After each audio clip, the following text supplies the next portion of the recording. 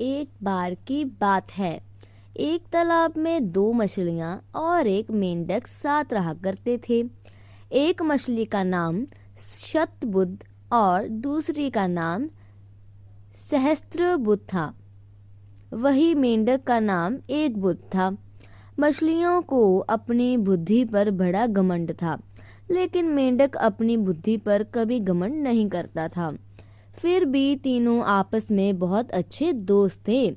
तीनों इकट्ठे तालाब में एक साथ घूमा करते थे और हमेशा साथ रहते थे।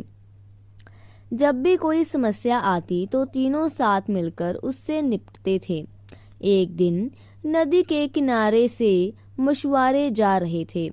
उन्होंने देखा कि तालाब मछलियों से भरा हुआ है।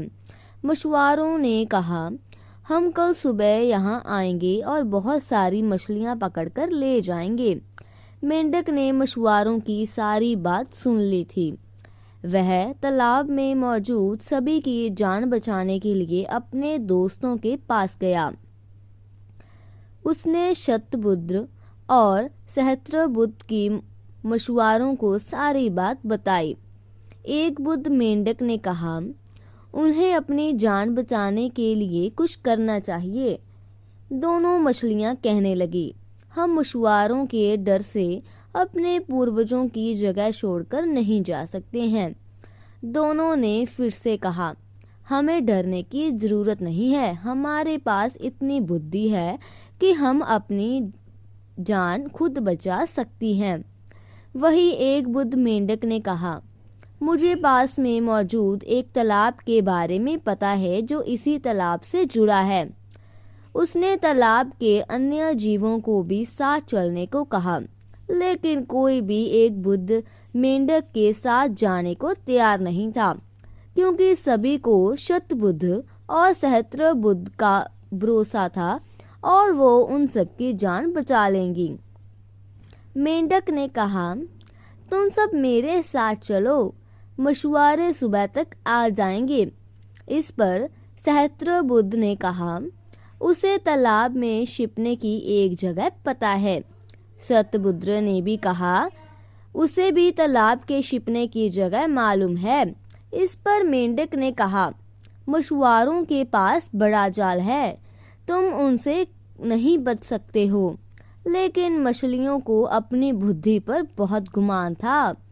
उन्होंने मेंढक की एक न सुनी, लेकिन मेंढक उसी रात अपनी पत्नी के साथ दूसरे तालाब में चला जाता है। शतबुद्ध और सहस्त्रबुद्ध ने एक बुद्ध का मजाक उड़ाया। अब अगली सुबह मछुआरे अपना जाल लेकर वहां आ पहुंचे। उन्होंने तालाब में जाल डाला। तालाब के सभी जीव अपनी जान बचाने के लिए भागने लगे, लेकिन मछुआरों के पास बड़ा जाल था, जिस कारण कोई भी बचकर नहीं जा सका।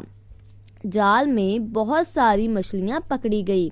शतबुद्ध और सहस्त्रबुद्ध ने भी बहुत बचने की कोशिश की, लेकिन उन्हें भी मछुआरों ने पकड़ ही लिया। जब उन्होंने तालाब से बाहर निकाला गया, तब तक दोनों की मौत हो चुकी थी। शतबुद्ध और सहस्त्रबुद्ध का आकार सबसे बड़ा था, इसलिए मछुआरों ने उन्हें लग रखा था।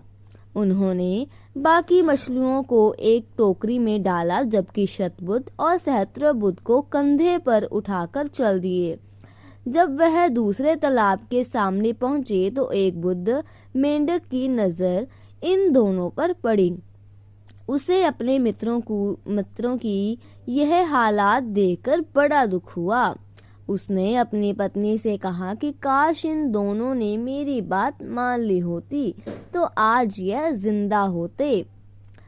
तो दोस्तों, इस कहानी से हमें यह सीख मिलती है कि कभी भी अपने बुद्धि पर घमंड नहीं करना चाहिए। एक दिन यही घमंड जानलेवा साबित हो सकता है। दोस्तों, ऐसी और मजेदार कहानियाँ सुनने के लिए हमारे इस चैनल को लाइक एंड सब्सक्राइब करें। Thank you.